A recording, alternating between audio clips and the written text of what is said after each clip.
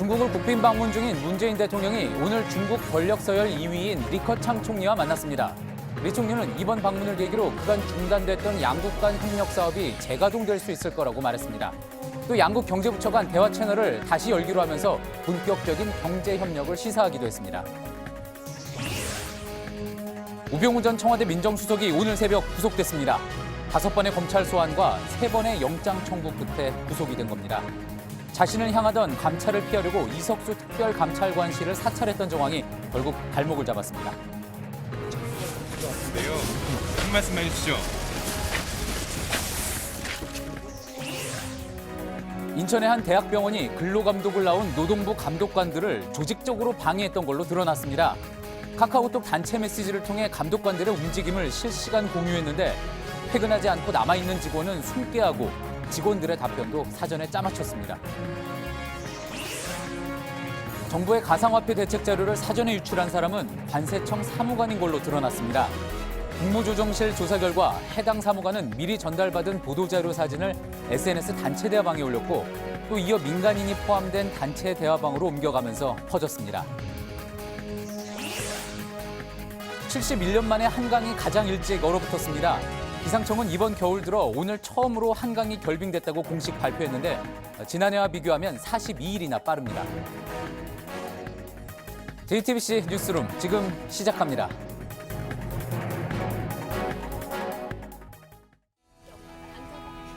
마스크가 필요 없는 세상으로. 내일을 바꾸는 현대 수소전기차. 중국을 국빈 방문 중인 문재인 대통령이 오늘 리커창 중국 총리를 만났습니다. 사드 갈등을 최소화하고 경제 협력을 하자는 건 한국과 중국의 공통 분모입니다.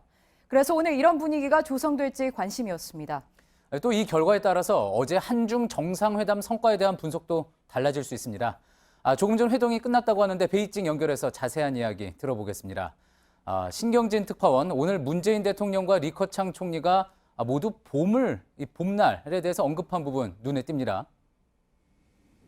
리 총리는 문 대통령의 방문이 겨울에 성사됐다며 한중 관계의 봄날을 기대하자고 했습니다. 문 대통령은 한중 관계를 바둑에 빗대 미생을 거쳐 완생을 이루고 상생의 시기를 함께 맞이하길 바란다고 했습니다. 회담에서 리 총리는 경제무역부처 간 소통 채널이 정지된 상태임을 잘 알고 있다며 향후 양국 간 채널을 재가동하고 소통을 강화할 것이라고 말했습니다. 예, 정지된 채널을 재가동하자 이런 이야기가 나왔다고 했는데 그런 차원에서 또 리 총리가 의미심장한 발언을 또 추가로 내놨다고 하죠. 리 총리는 문 대통령이 제안한 2018년 평창, 2022년 베이징 동계올림픽 상호 방문회 지정 제안에 대해 진지하게 검토하겠다고 말했습니다. 중요한 대목인데요. 한국행 단체 관광이 자유롭지 못한 상황에서 사드 보복 해제의 바로미터이기 때문입니다. 리 총리는 한국의 동계올림픽 조직 경험을 중국이 배울 것이며 이 기간 중 많은 중국인들이 한국을 방문해 경기를 관람하고 관광도 하게 될 것이라고 밝혔습니다. 예, 그렇다면 여러모로 중국의 어떤 추가 완화 조치 기대해 볼 수 있는 그런 대목이 되겠군요. 그렇다면은 어제 또 이 두 정상이 합의한 한반도 4대 원칙 있지 않습니까? 이 부분에 대한 중국 측의 평가는 지금 어떻습니까? 청와대는 어제 한반도 4원칙을 가장 부각해 발표했습니다. 오늘 루캉 중국 외교부 대변인도 시진핑 주석의 발언이라며 이 점을 재확인했습니다. 어젯밤 수교기념 음악회장에서 만난 중국 외교부 한반도 담당자도 정상회담이 예정보다 1시간을 넘길 정도로 성공적이었다고 평가했습니다. 예, 상당히 긍정적으로 평가되고 있다고 해석을 할 수가 있겠군요. 자, 그런데 큰 원칙에서 이렇게 합의가 됐다고 평가가 나옴에도 불구하고 이 사드에 대한 불신은 아직 남아있는 것 아니냐, 뭐 이런 지적도 나오는 것 같습니다. 중국은 어젯밤 발표한 언론 발표문에서 시 주석은 사드 문제와 관련 중국 측 입장을 재천명하고 한국 측이 이를 계속 중시하고 타당하게 처리하기를 바란다고 표명하는 데 그쳤습니다. 사드를 거론했지만 산불 언급은 없었습니다. 지난달 베트남에서 진행된 정상회담에서 시 주석이 직설적이고 장시간 사드 추가 조치를 요구했던 것과 달라진 모습입니다. 하지만 사드 언급이 빠지지 않았다는 점은 사드를 용납하는 것은 아니라는 일종의 경고로 읽히는 대목입니다. 실제 어제 메인 뉴스에서 정상회담 소식을 보도했던 CCTV는 오늘은 문 대통령 관련 보도를 자제했습니다. 예, 지금까지 베이징에서 신경진 특파원이었습니다. 또 리커창 총리와의 면담에 앞서 문재인 대통령은 베이징대를 찾아가 연설을 했습니다. 여기서 문 대통령은 대국다운 면모를 강조했습니다. 북핵 문제나 사드 문제에 대해서 좀 더 다른 자세를 주문했다는 분석입니다. 계속해서 베이징에서 이성대 기자입니다. 문재인 대통령은 베이징대에서 중국의 역할론을 강조했습니다. 중국이 법과 덕을 앞세우고 널리 포용하는 것은 중국을 대국답게 하는 기초입니다. 중국이 자신뿐만이 아니라 주변국과 어울려야 존재가 빛난다며 다양성을 더 포용하라고 했습니다. 한마디로 대국다운 면모를 보이라는 주장입니다. 북핵 문제 해결에 적극 나서라는 메시지가 담겼지만 사드에 대한 중국 태도를 언급했다는 분석도 나옵니다. 중국이 대국답게 앞으로 사드 문제를 집요하게 거론하지 말고 보복 조치도 완전히 철회해야 한다는 뜻을 우회적으로 나타낸 게 아니냐는 겁니다. 문 대통령은 베이징대 연설 이후 리커창 총리와 만나 양국 간의 경제 교류 강화 방안 등에 대해 이야기를 나눴습니다. 베이징 일정을 마친 문재인 대통령은 오늘 밤 충칭으로 이동합니다. 임시정부 청사를 방문한 뒤에 중국의 차세대 지도자로 주목받고 있는 천민얼 충칭시 당서기와 내일 점심을 함께할 예정입니다. 베이징에서 JTBC 이성대입니다. 어제 한중 정상회담에 앞서 한국 사진 기자들이 중국 경호원에게 폭행당하는 일이 있었죠. 해당 기자들은 오늘 새벽 중국 공안의 피해자 조사를 마치고 오후에 한국으로 돌아왔습니다. 어제 중국 외교부의 반응도 논란이었는데 조금 전 사건 조사에 협조하겠으며 관련 조사가 잘 이루어지기 바란다는 대변인의 입장이 나왔습니다. 베이징에서 정재윤 기자입니다. 북경시 공안당국 측은 오늘 새벽 한국 기자들을 방문 조사했습니다. 기자들은 취재 규정을 지켰으며 일방적인 폭행이라는 설명과 함께 가해자를 엄벌해달라는 입장을 밝혔습니다. 앞서 강경화 외교부 장관은 어제 사건이 발생한 뒤 저녁 국빈만찬 자리에서 왕이 외교부장에게 유감의 뜻을 전하고 책임자 문책을 요구했습니다. 이에 대해 왕이 부장은 사건의 심각성에 공감한다고 말했다고 외교부가 전했습니다. 중국 외교부도 관련 부서에 긴급히 진상조사를 요청하고 조사를 독려하고 있다고 밝혔습니다. 다만 중국 외교부는 이번 사건을 우발적 불상사로 본다고 말한 걸로 알려졌습니다. 피해 기자 중 한 명인 매일경제 소속 기자는 안구를 둘러싼 뼈에 골절이 있어 시신경 손상까지도 우려되는 상황입니다. 피해 기자들은 오늘 오후에 귀국한 뒤 치료를 위해 곧바로 서울대병원으로 이동했습니다. 이번 폭행 사건과 관련해 중국 측의 수사가 본격화된 가운데 진상 파악이 이뤄지면 중국 측이 책임자 처벌 등 필요한 조치와 함께 입장 표명이 있을 걸로 보입니다. 베이징에서 JTBC 정재윤입니다. 이렇게 한중 정상회담이 진행되는 와중에 제1야당 대표의 발언이 논란입니다. 일본을 방문한 홍준표 자유한국당 대표가 한중 정상회담을 알현이라고 표현한 데 이어 조공 외교라고도 한 겁니다. 아련은 지체 낮은 사람이 높은 사람을 찾아뵙는 것, 또 조공은 큰 나라에 예물을 바치는 것을 말합니다. 도쿄에서 윤서령 특파원입니다. 경제사절단을 이끌고 황제 취임식에 조공 외교를 하러 갔다. 일본을 방문한 홍준표 자유한국당 대표가 문재인 대통령의 방중 성과를 깎아내렸습니다. 홍 대표는 도쿄 특파원들과 만난 자리에서 한중 정상이 합의한 한반도 평화사원칙은 하나마나한 합의라고도 했습니다. 공항 영접에 차관보급이 나온 것 등을 언급하며 그런 대접 받으려 한중 정상회담을 꼭 했어야 오르냐면서 국격을 훼손한 것이라고 말했습니다. 홍 대표는 전날에도 문 대통령이 시진핑 주석을 만난 것을 두고 알현이라고 했습니다. 특히 아베 총리를 만난 자리에선 문재인 정부의 대북 정책이 잘못됐다며 대놓고 정부의 외교 정책을 폄훼했습니다. 제1야당 대표가 현 정권을 비판할 수는 있지만 외국에 가서까지 비판 수위를 높인 건 도를 넘어선 것 아니냐는 지적도 나옵니다. 중국과 일본이 거리를 좁혀가는 미묘한 상황에서 한중 외교 성과를 깎아내리는 건 국익에도 아무런 도움이 되지 않는다는 얘기입니다. 도쿄에서 JTBC 윤서령입니다. 제프리 펠트먼 유엔 사무차장은 북한이 평창 동계올림픽 때까지 도발하지 않으면 대화로 향하는 전환기가 마련될 수 있다고 밝혔습니다. 지난 5일부터 나흘간 북한을 다녀온 펠트먼 사무차장은 어제 워싱턴 특파원단과의 인터뷰에서 북한의 남북 대화와 평창올림픽 참가를 제안했다고도 말했습니다.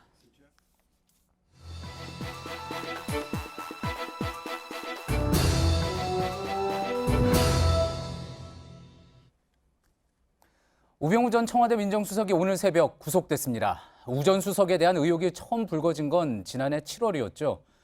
처가와 넥슨의 땅거래 특혜 의혹을 시작으로 최순실 국정농단을 방조한 혐의 등이 줄줄이 제기됐지만 황제조사 논란까지 부르며 번번이 법망을 빠져나갔습니다. 이렇게 두 번이나 기각됐던 구속영장이 오늘 발부가 됐습니다. 이지혜 기자입니다. 우병우 전 청와대 민정수석의 구속영장을 발부한 법원은 우 전 수석이 본인의 조사를 피하기 위해 민정수석실과 국정원을 동원한 정황에 주목했습니다. 서울중앙지법 권순호 영장전담 부장판사는 우 전 수석이 특별감찰관을 사찰한 혐의와 관련해 증거인멸에 염려가 있다고 판단했습니다. 우 전 수석이 특별감찰관의 감찰을 피하기 위해 민정수석실과 국정원을 동원한 정황까지 새롭게 드러나면서 영장이 발부된 겁니다. 지난해 7월 처가와 게임회사 넥슨의 땅거래 등 개인 비리 의혹이 처음 불거진 지 1년 5개월 만에 우 전 수석은 구치소에 수감됐습니다. 우 전 수석은 국정농단 사건이 불거진 뒤 이를 방조하거나 민간인을 사찰했다는 혐의 등으로 검찰과 박영수 특별검사팀 등에서 5차례 소환되기도 했습니다. 하지만 2차례 영장이 기각된 바 있습니다. 특히 박근혜 정부 당시 조사에선 팔짱을 낀 채 조사받는 장면이 언론사 카메라에 포착돼 황제 수사 논란을 빚기도 했습니다.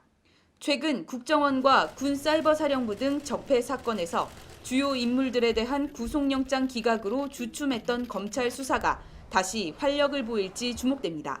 JTBC 이지혜입니다. 우병우 전 청와대 민정수석이 구속된 결정적인 이유, 이 부분에 대해서도 지금 관심이 모아지고 있습니다.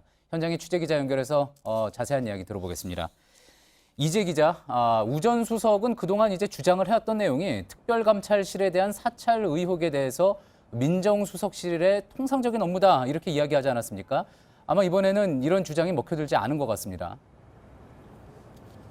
네, 그렇습니다. 법원은 영장을 발부하면서 우 전 수석이 국정원을 동원해서 자신을 감찰하던 특별감찰관실을 불법 사찰한 혐의를 아주 중요하게 언급했습니다.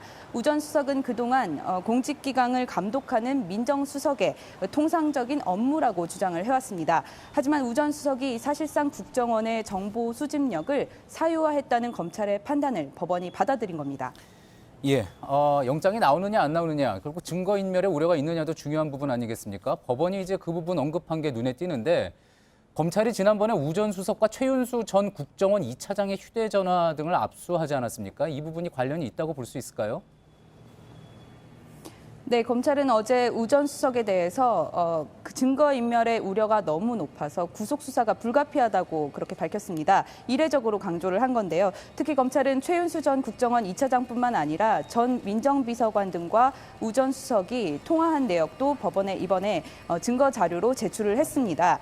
앞서 우 전 수석과 최 전 차장의 휴대전화 등을 압수한 것도 증거인멸 정황 때문이었는데 추가로 민정실 관계자 등과 말을 맞출 가능성이 있다는 게 검찰과 법원의 이번 판단입니다.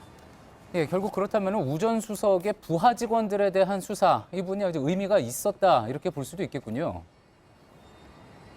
네, 우 전 수석은 민정실 관계자들이 자신이 사찰을 지시한 적이 없다고 말할 것이라면서 그동안 혐의를 자신해왔다고 합니다. 하지만 검찰이 수사에 비협조적이던 이들로부터 당시 우 전 수석이 지시를 했었다는 구체적인 진술을 확보하면서 상황이 많이 달라졌다고 합니다. 이번 영장 심사에서 검찰이 이런 내용을 제시를 하자 우 전 수석이 상당히 당황한 것으로 전해집니다.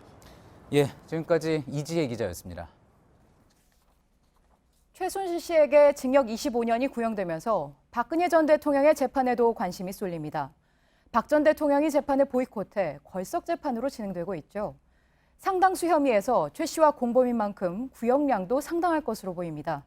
최종 선고는 내년 2월쯤 내려질 전망입니다. 김필중 기자입니다. 박근혜 전 대통령은 삼성 뇌물수수와 미르와 K스포츠재단의 재벌기업 출연금 강요 등 모두 18가지 혐의를 받고 있습니다. 이 가운데 13가지 혐의가 최순실 씨와 공모한 걸로 공소장에 적시됐습니다. 현재 박 전 대통령이 출석하지 않으면서 걸석 재판이 진행되는 가운데 검찰과 변호인단 공방이 이어지고 있습니다. 앞선 기일에서 국선 변호인단은 새로운 증인을 신청하는 등 재판이 지연될 수 있는 움직임을 보였지만 재판부는 이를 단호하게 기각했습니다. 신속히 재판을 마무리하겠다는 의지를 보여준 겁니다. 게다가 뇌물공여 혐의를 받는 이재용 삼성전자 부회장의 항소심 재판도 빠르게 진행 중이라 박 전 대통령 1심 선고 역시 당겨질 것으로 보입니다. 일단 재판부는 박 전 대통령에 대한 재판을 매주 3회씩 열어 남아있는 증인을 하루 3-4명씩 부를 예정입니다. 박 전 대통령에 대한 선고는 최 씨의 선고 뒤인 내년 2월쯤 이뤄질 것으로 보입니다. JTBC 김필주입니다. 검찰이 최근 대통령 기록관을 압수수색하고 기록물들을 열람하는 것으로 파악됐습니다. 세월호 참사 당일 대통령에게 최초로 보고한 시각이 30분 늦춰졌다는 의혹을 확인하기 위해서입니다. 세월호 7시간 의혹을 규명할지도 주목됩니다. 임지수 기자입니다. 2달 넘게 세월호 보고 시각 조작 의혹을 수사하고 있는 검찰이 지난주 국가기록원 대통령 기록관을 압수수색했습니다. 지난 4일 서울 고등법원장으로부터 영장을 발부받아 관련 자료를 열람하고 사본을 확보하고 있는 것으로 전해집니다. 검찰이 봉인된 대통령 기록물을 열어보는 건 이번이 3번째입니다. 2008년 대통령 기록물 무단 반출 의혹과 2013년 남북 정상회담 회의록 폐기 의혹 수사 이후 처음입니다. 앞서 청와대는 지난 10월 긴급 기자회견을 열었습니다. 박근혜 전 대통령이 세월호 참사를 최초 보고받은 시각이 조작됐다고 밝혔습니다. 당초 알려진 오전 10시가 아니라 그보다 30분 이른 9시 반이었다는 겁니다. 세월호 사건 관련 최초 상황 보고서를 오전 9시 30분에 보고한 것으로 되어 있습니다. 그리고 보고 및 전파자는 대통령과 비서실장, 경호실장 등입니다. 청와대 측은 이 같은 조작이 보고를 받고 첫 지시를 내리기까지 시간을 줄이려는 의도로 보인다고 분석하고 검찰에 수사를 의뢰했습니다. 검찰은 압수수색 결과물 분석이 마치는 대로 김기춘 전 비서실장과 김관진 전 국방부 장관 등 의혹의 핵심 관계자들을 소환 조사할 방침입니다. JTBC 임지수입니다. 다음 주 국회에선 대법관 후보자 2명의 인사청문회가 열립니다. 청문회 위원장은 자유한국당 홍일표 의원입니다. 현재 홍 의원은 정치자금법 위반 혐의로 재판받고 있습니다. 자칫하면 본인 재판을 판결할 대법관의 청문회를 맡는 거라 적절치 않다는 지적입니다. 박배현 기자입니다. 자유한국당은 오늘 대법관 후보자 인사청문특별위원회 위원장으로 홍일표 의원을 지명했습니다. 청문회 위원장은 여야가 돌아가면서 맡는데 이번에는 자유한국당 순서였습니다. 홍 의원은 다음 주 19일과 20일로 예정된 안철상, 민유숙 두 대법관 후보자의 청문회를 진행하게 됩니다. 그런데 홍 의원은 현재 재판을 받고 있는 피고인입니다. 7,600만 원을 개인적 용도로 쓰고 회계 장부를 거짓으로 써 정치자금법 위반 혐의를 받고 있습니다. 인천지방법원은 조만간 선고를 낼 예정입니다. 흔히 정치인 관련 사건들이 3심까지 간다는 점을 감안하면 홍 의원 재판이 대법원에서 최종 확정될 가능성도 있습니다. 결국 홍 의원이 자신의 재판을 맡을 수 있는 대법관 후보자들의 청문회를 진행하는 셈입니다. 인사청문회법 제17조는 공직 후보자와 청문위원 간 직접 이해관계가 있을 경우 청문위원을 인사청문회에 참여할 수 없도록 규정합니다. 자유한국당은 이에 대해 본인의 재판과 인사청문회와는 직접적인 이해관계가 없다고 주장했습니다. JTBC 박병현입니다. 네, 요즘 길거리에 정치와 관련된 현수막이 참 많다. 이런 생각 안 해보셨습니까? 막 국회를 통과한 예산안 홍보에 내년 지방선거까지 겹쳐섭니다.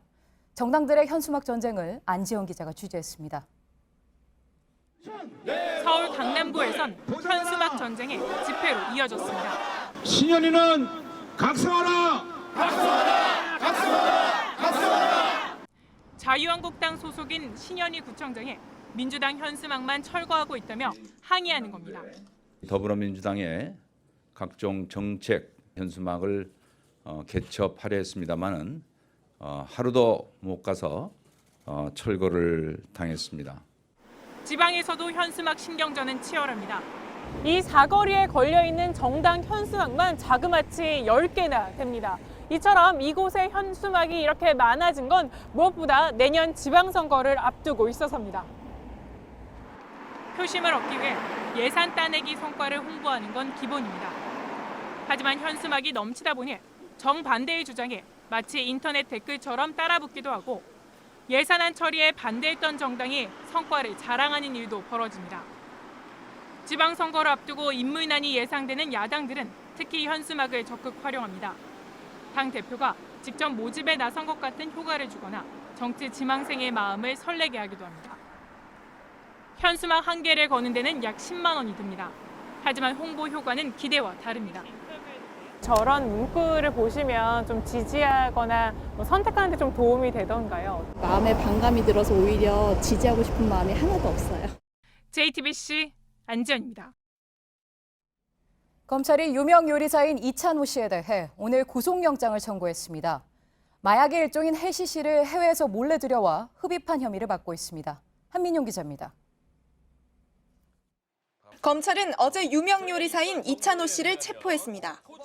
이 씨는 마약의 일종인 해시씨를 밀수입하고 직접 흡입한 혐의를 받고 있습니다. 해시씨는 대마초를 기름처럼 농축한 것으로 일반 대마초보다 환각성이 더 강한 것으로 알려졌습니다. 이 씨는 지난 10월 해외에서 해시씨를 들여오다 들킨 것으로 전해졌습니다. 당시 이 씨는 해당 마약이 자신의 것이 아니라며 혐의를 부인했습니다. 하지만 검찰이 소변 검사 등을 진행한 결과 최근 마약 양성 반응이 나와 체포된 겁니다. 검찰 조사에서 이 씨는 해시씨를 수차례 흡입한 혐의는 인정한 것으로 전해졌습니다. 하지만 해시씨를 밀수입한 혐의 일부에 대해선 부인하는 것으로 알려졌습니다.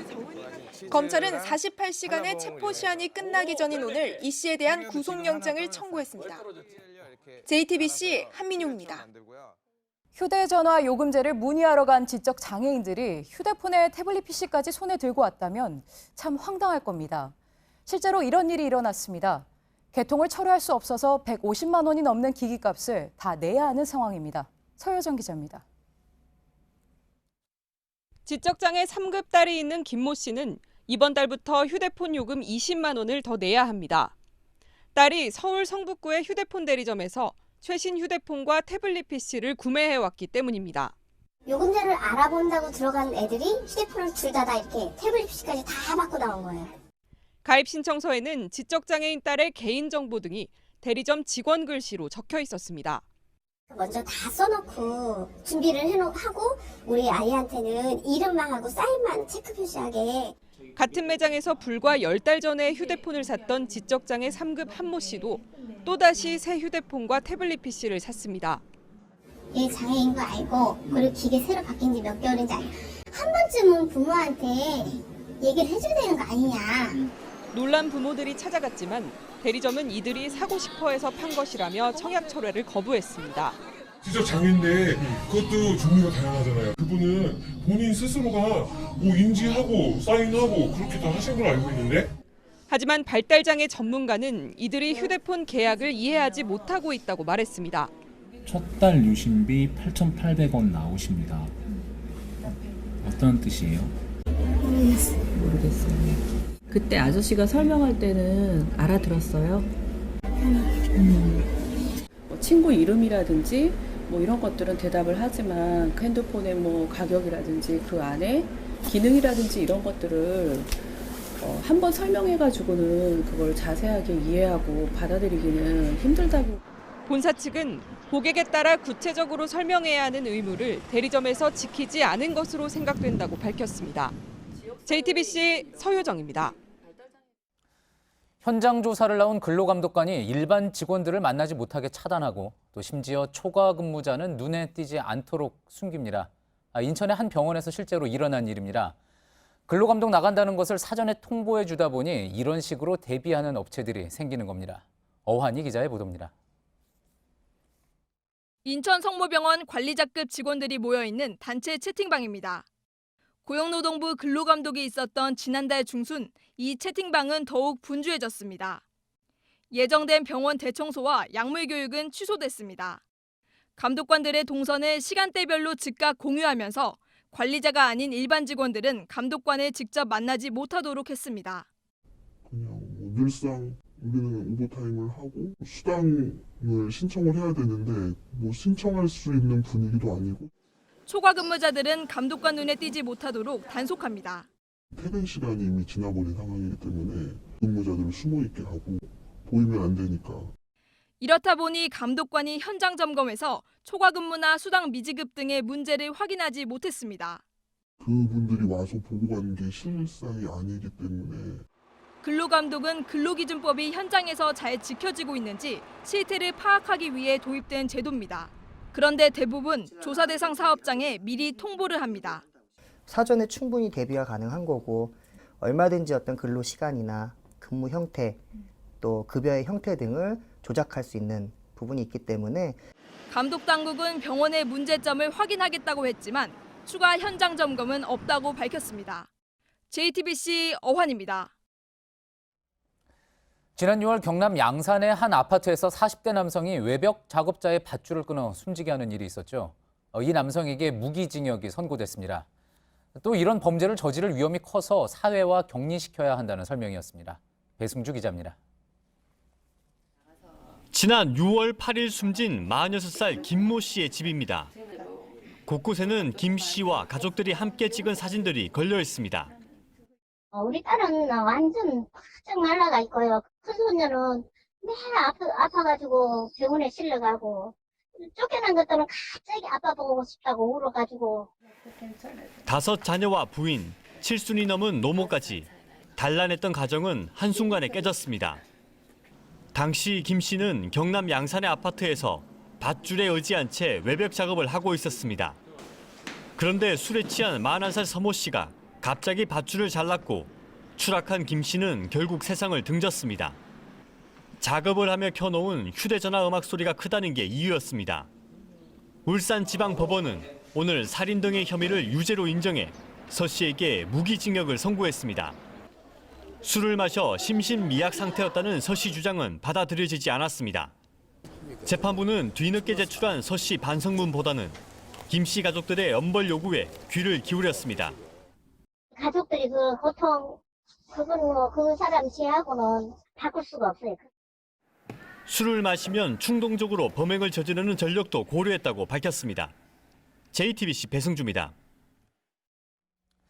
이틀 전 현대제철 당진 공장에서 20대 노동자가 정비하던 기계에 몸이 끼어 숨지는 사건이 일어났습니다.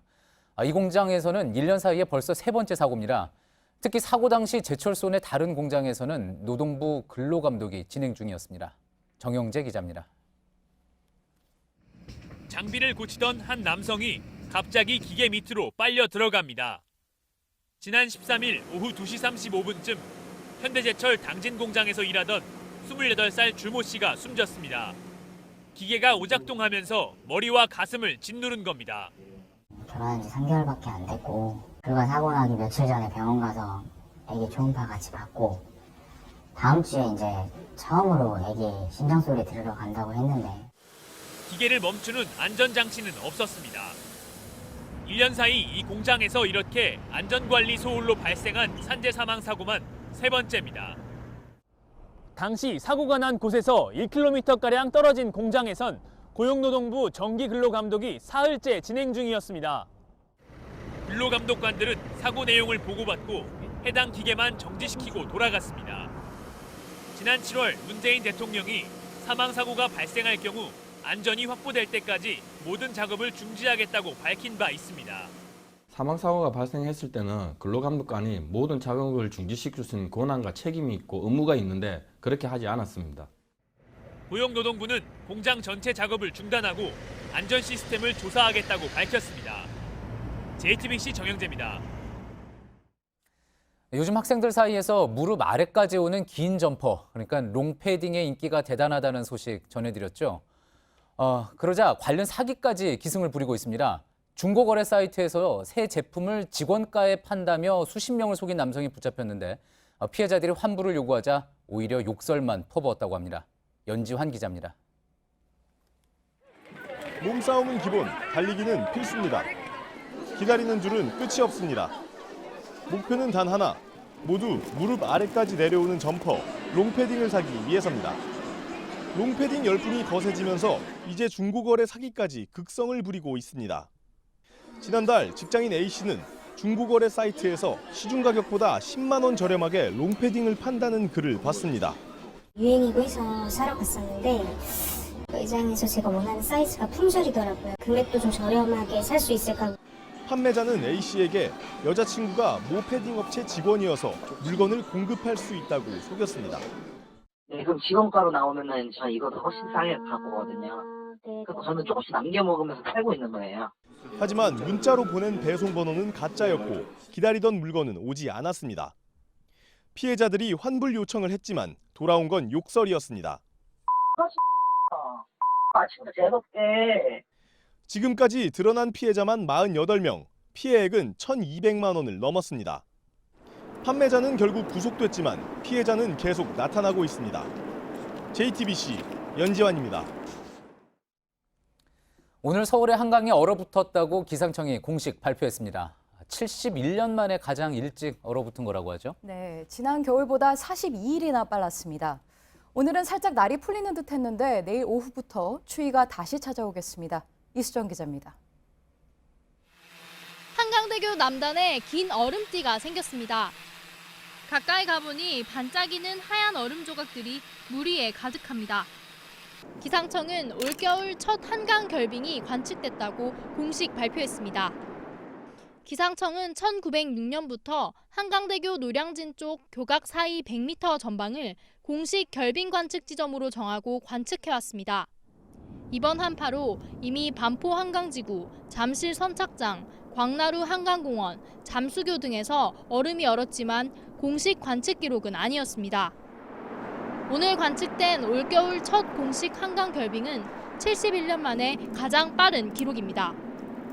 지난 겨울보다는 42일이나 앞서 얼었습니다. 서울의 낮 기온이 닷새 만에 영상으로 올라 얼음은 거의 녹았지만 결빙 기록은 그대로 남습니다. 밤사이 서울, 경기, 충청, 전라 지역에 눈 예보가 있습니다.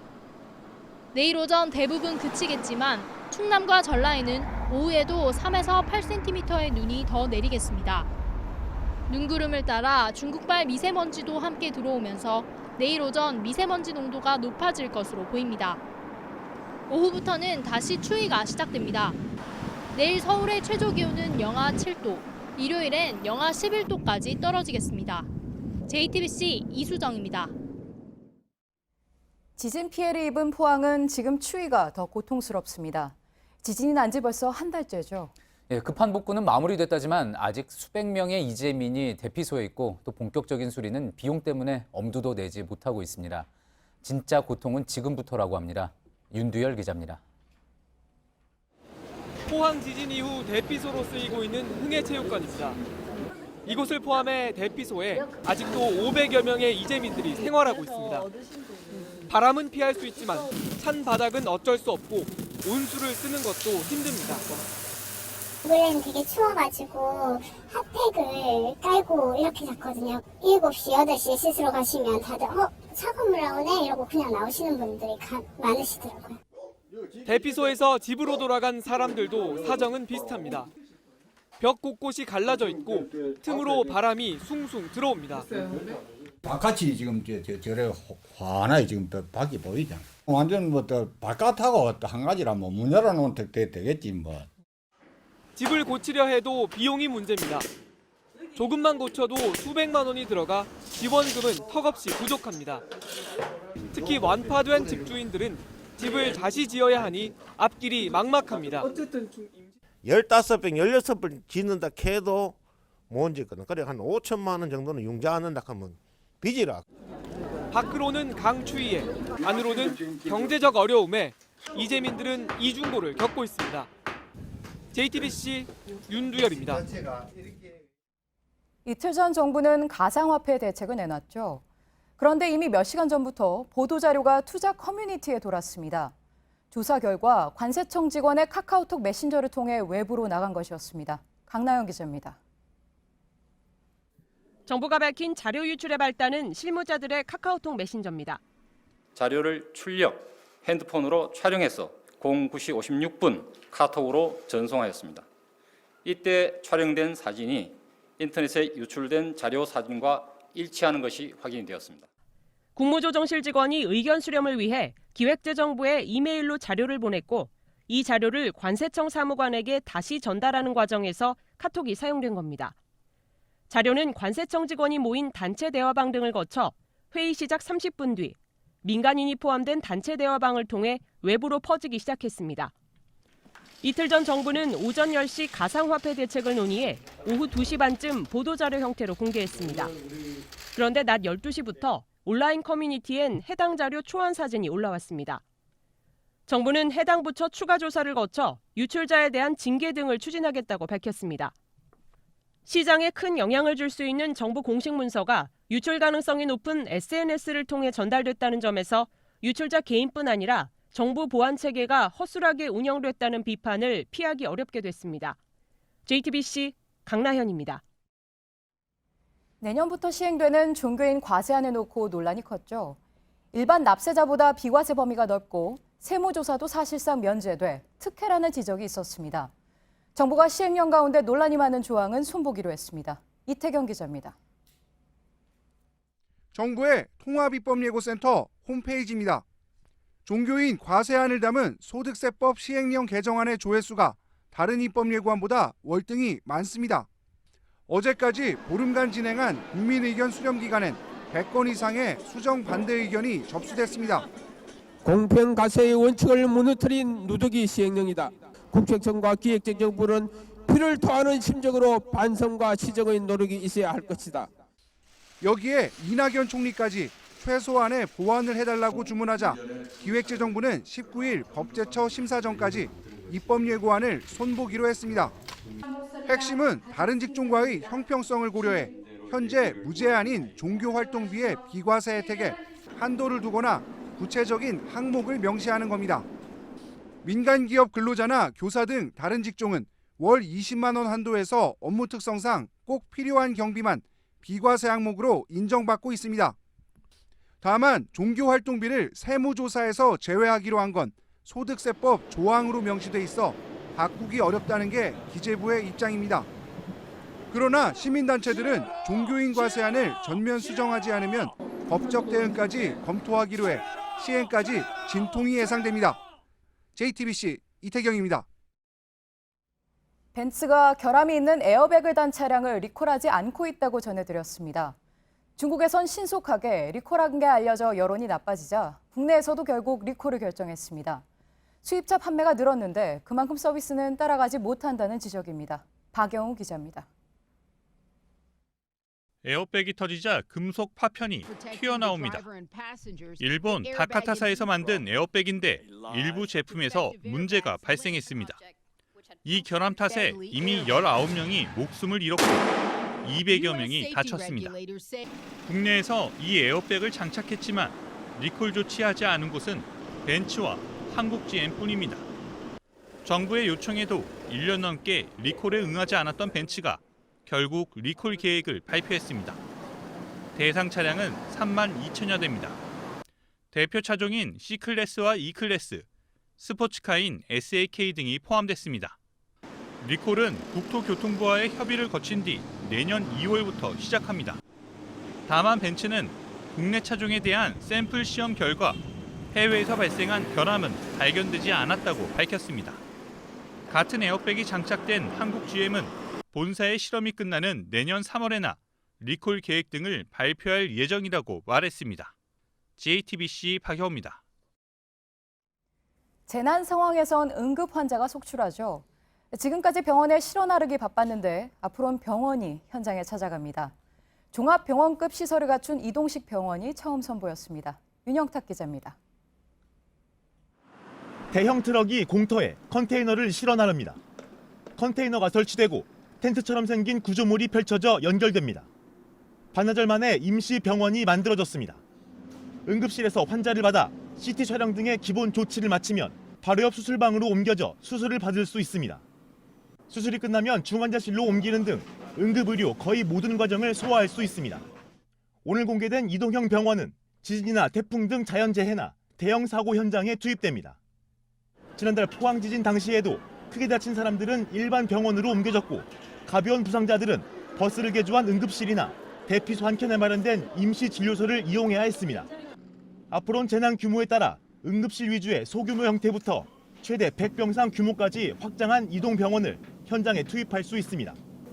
전국의 재난 거점 병원에서 파견된 재난의료지원팀이 함께 투입될 예정입니다. JTBC 윤영탁입니다. 망 중립성 원칙 생소하시죠?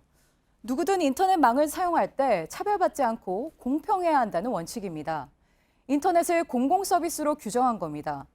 그러니까 어떤 데이터를 얼마나 쓰든 상관없이 데이터 전송 속도나 이용료를 차별하지 못하게 했습니다. 이 원칙을 우리는 물론이고 대부분 국가들이 채택해 왔습니다. 그런데 돌연 미국이 망 중립성 정책을 폐기했습니다. 이제는 인터넷도 시장 원칙에 따라 차등을 두겠다는 겁니다. 심재우 특파원입니다. 우리나라로 따진다면 SK, KT 등 통신사업자들이 관리하는 인터넷망이 4차선으로 뚫려 있다고 가정해 보겠습니다. 여기에 데이터들이 주행 중입니다. 지금까지는 그 어떤 데이터도 돈을 더 내고 한 차선을 통째로 빌린다거나 버스 전용 차선을 탈 수 없었습니다.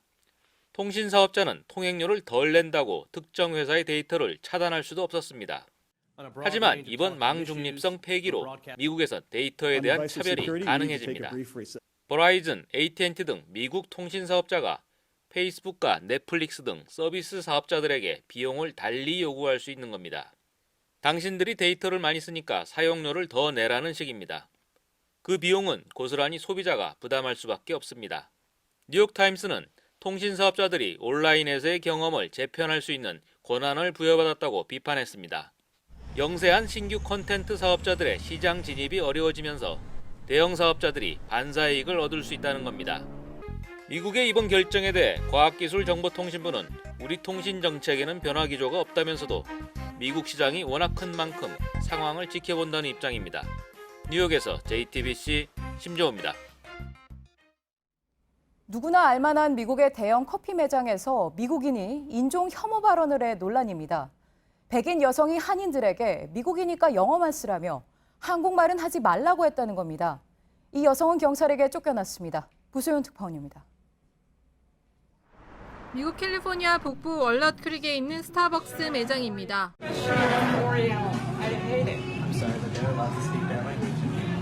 직원의 만류에도 억지 주장은 이어집니다.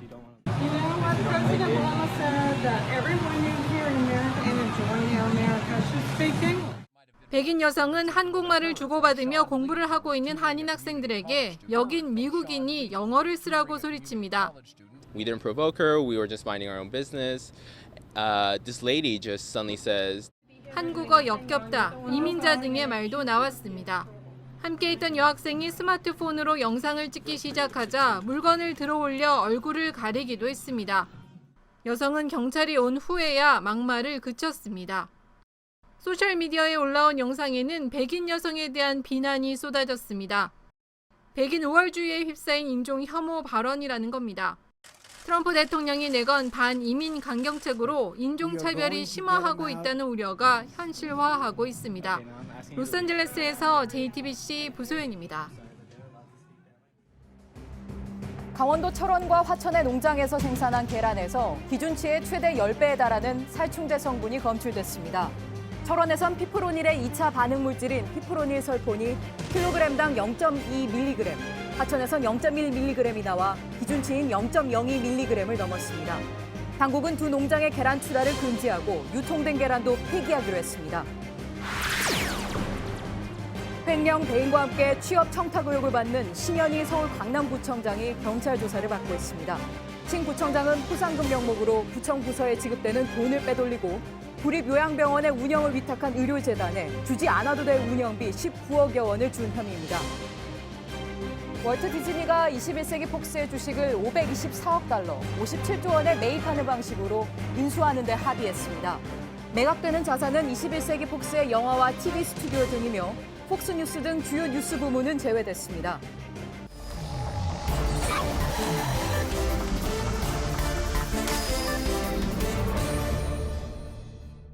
예, 금요일 비하인드 뉴스 정치부 김혜미 기자와 함께합니다. 첫 번째 키워드부터 볼까요? 네, 첫 번째 키워드 왕위의 손버릇입니다. 예. 중국을 방문한 문재인 대통령이 어제 공식 환영식에서 왕위 외교부장을 만났는데요. 둘 사이의 인사가 주목을 받았습니다. 예. 영상을 좀 함께 보시면요. 예.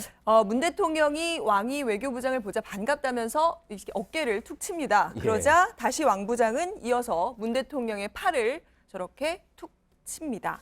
예, 일단 뭐 표정은 서로 간의 표정은 친숙한 모습이었었는데 좀 논란이 됐던 거죠. 네, 사실 그 지난 7월에요. 한중 정상회담 때도 그 왕이 부장이 문 대통령의 이 팔 쪽을 툭 쳤습니다. 아, 예. 지금보다 좀 더 세게 쳤는데요. 그래서 일부에서는 이 장관급인 왕이 부장이 예. 한국 정상의 팔을 툭툭 치는 게 외교적인 결례가 아니냐. 이런 지적이 좀 있었습니다. 예. 만약에 그리고 우리 측 장관이 만약에 시진핑 중국 국가주석의 팔을 쳤더라면 중국 언론이 가만히 있지 않았을 것이다. 이런 주장도 있었습니다. 예, 그래서 혹시 뭐 이게 각국 간의 문화 차이 같은 거 아니냐 이런 이야기도 나왔던 것 같고 그랬는데 혹시 외교적으로 그런 악수할 때의 의전 규칙 같은 게 있나요? 네, 일단 외교부 관계자는 이런 의전 규칙, 뭐 별도로 규범이 있는 게 아니다라고 했습니다.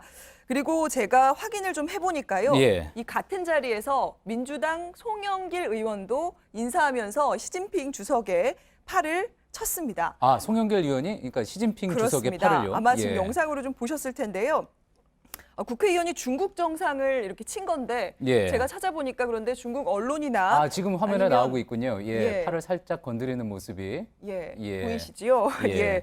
그래서 이렇게 국회의원이 중국 정상을 친 건데 근데 중국 언론이나 인터넷을 살펴봤는데 별다른 반응은 없었습니다. 그렇군요. 송영길 의원은 뭐 당내에서도 대표적인 중국 통으로 통하는 인물이죠. 네, 그래서 지금 중국에 있는 송영길 의원과 저희가 전화 통화를 해봤습니다. 아, 예. 그랬더니 자신은 좀 반가운 마음에 헌가오싱이라고 이렇게 말을 하면서 자연스럽게 팔을 잡은 것이다. 예. 그리고 왕이도 습관이라고 들었다라고 전했습니다. 아, 예. 그래서 저희가 이 습관이 맞는지 실제 확인을 해봤더니요. 왕이 외교부장은 미국 푸틴 러시아 대통령을 만났을 때도 그리고 미국 렉스 틸러슨 미 국무장관을 만났을 때도 예. 그리고 리용호프 외무상을 만났을 때도 저렇게 비슷한 행동을 보였습니다. 아, 왼손이 자연스럽게 올라가는군요. 네, 그러니까 습관이 좀 맞아 보입니다. 예, 그리고 일부에서는 지금 뭐 다른 나라 정상을 무시한 거 아니냐 홀대론까지 이야기가 나왔는데 그렇게 보기는 무리일 수도 있겠다 그런 생각이 듭니다. 네. 다음 키워드 볼까요? 네, 두 번째 키워드는요. 개운치 않은 떼수건입니다. 예. 오늘 국민의당이 대표실 안에 새로운 현수막을 내걸었습니다. 사진으로 보시면 원래 회초리 그림이 있었거든요. 아, 예. 그런데 오늘 떼수건으로 바꾸고 위에는 국민의 마음이 개운할 때까지라고 써 넣었습니다. 아, 저 실물은 아니고 예, 사진인 거죠? 이미지, 네, 사진입니다. 예, 떼수건 무슨 의미입니까? 네, 일단 이제 국민의당 안철수 대표는요, 이 수신제가라는 한자 성어를 언급하면서 자신부터 몸과 마음을 닦고 새롭게 거듭나겠다라고 밝혔고요. 또 예. 이걸 기획한 박인춘 홍보위원장은 당내 혼란을 수습하고 국민의당과 정치권 그리고 사회의 묵은때를 벗겨내겠다는 다짐을 표현한 것이다. 이렇게 이야기를 했습니다. 예, 당내 혼란을 수습하기 위한 다짐이라 했는데 그 혼란이라고 하면은 역시 뭐 최근 국민의당 그 DJ 비자금 제보 의혹으로 굉장히 이제 시끄럽지 않았습니까? 네, 말 그대로 수습을 하겠다 이렇게 이야기한 건데 좀 수습이 됐습니까? 네, 오늘 국민의당은 사실 오후에 당무위를 열어서 이 논란의 핵심이 된 박주원 최고위원에 대한 징계를 확정하겠다 이렇게 얘기를 했습니다. 예. 그런데 당무위는 열었는데 그냥 닫았습니다. 왜 그랬냐면요. 막상 따져보니까 이 박 최고위원이 당원이 되기 전에 벌어진 일이라서 이 안건 자체가 성립하지 않는다. 그러면서 각하 결정을 내렸습니다. 그리고 징계권은 이 당기 윤리 심판원에 넘겨서 다음으로 그러니까 일종의 미루기로 한 거죠. 아, 그런데 이 DJ 비자금 의혹 제보 사건 2008년에 일어난 일이고 뭐 많은 언론 보도를 통해서 2008년에 일어났다는 예전 사건이라는 거 다 알고 있는 그런 일 아니었겠습니까? 그러니까 당무위를 열기 전부터 애초부터 알고 있었을 텐데 그런 생각도 드는군요. 네, 그래서요. 이 당무위 논의 결과에 대해서 영 개운치 않다. 이런 반응들이 좀 있었습니다. 예. 그리고 박 최고위원은 오늘 당무위가 열리기 전에 자신이 스스로 최고위원직을 사퇴했는데요. 그때도 사퇴를 하면서도 기자들에게 사실 여부에 대해서는 명확한 답을 하지 않고 계속 음모론을 제기하는 데만 집중했습니다. 예. 일단 발언을 좀 들어보시죠. 예. 상상을 초월하는 공작 정치입니다. 중도 통합의 길을 가로막아서기 위해서 이토록 추악한 계략을 쓰는 몇몇 사람의 본 모습을 공작 정치다. 그러니까 당내 일부 세력이 자신을 음해하는 거다, 공작을 펴는 거다, 뭐 그런 주장인 거군요. 네, 그렇습니다. 그래서 오늘 사실 국민의당이 떼수건을 내걸면서 사실 새롭게 이제 때를 벗겨내겠다라고 말을 했는데 오늘 하루 종일 좀 얼룩이 더 늘어난 모습이었습니다. 그래서 예. 일부 네티즌들은 떼수건으로 잘못 밀면 때는 안 빠지고 상처만 난다 이렇게 지적을 하기도 했습니다. 예, 알겠습니다. 지금까지 정치부 김혜미 기자였습니다. JTBC 뉴스룸이 제16회 송건호 언론상을 받았습니다. 심사위원회는 JTBC 뉴스룸이 최순실 국정 개입 보도로 권력을 감시하고 국민의 알 권리를 지켰다고 밝혔습니다. 이 상은 언론 민주화에 앞장선 송건호 선생의 정신을 이어받아 언론 본연의 역할을 충실히 한 기관에 주고 있습니다. 2014년 손석희 보도 담당 사장이 이 상을 받은 뒤 올해 뉴스룸이 다시 받게 됐습니다. 민주언론시민연합은 올해 좋은 보도상 방송 수상작으로 JTBC의 서울 명성교회 세습 연속 보도를 선정했습니다. 민원연은 종교 문제에 침묵한 기존 언론의 관행을 깬 용기 있는 첫걸음이라고 평가했습니다. 예, 오늘 뉴스가 끝난 뒤에는 유튜브와 페이스북을 통해서 소셜 라이브 프라이데이를 보내드립니다. 또 오늘 밤샘 토론이 있는 날입니다. 한중 관계, 북핵 해결의 길 열까라는 주제로 토론을 진행합니다. 네, 저희가 준비한 소식은 여기까지입니다. 시청해주신 여러분 고맙습니다.